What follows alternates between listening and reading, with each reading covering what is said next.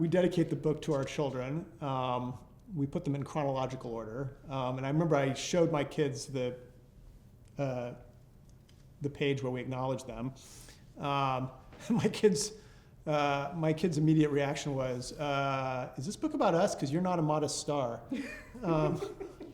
At least you're not modest. Neither modest nor a star. Neither modest nor a star. Exactly.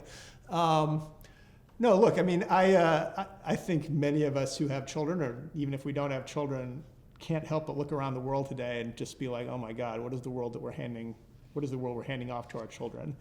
My kids are young adults at this point, really. But they're just kind of starting out their lives, and I do sometimes shudder when I think about what the world of their children might look like.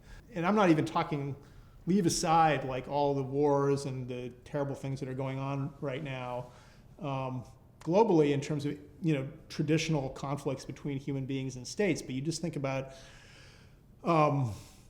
climate change and what that's likely to do if it goes unabated over the next century, and the levels of disruption and communities that are going to be displaced. It's pretty scary to contemplate what that's going to look like. Or the pandemic we just went through, which actually was kind of mild. I mean, something like estimates vary, but 5 or 15 million people worldwide died. That's not a very large that's not a very large body count actually in the scheme of things. I mean, we've had other pandemics that killed 1% of the global population or 10% of the global population. And so, and the kinds of ecosystemic disruptions that we document to some extent in the book are massively raising the risk factors that we will have future pandemics that are worse than the one we just went through. So all of those things are things that scare me for what the world could look like in the future, scare me for my children, scare me for their children, and not just my children, but everybody's children.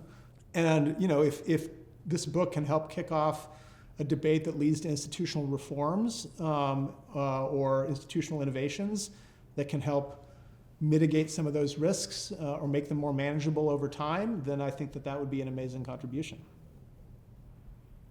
We tried to take a good hard look at our present, the past, and where we could come forward, how we can learn from actually not just mistakes of the past. I mean, a lot of the learning we do here is on things that we actually think humanity or some segment of humanity has done pretty well in terms of learning how we live together and think about our predicament, our place here, in the hopes that it will be better for not just our kids but for everyone's.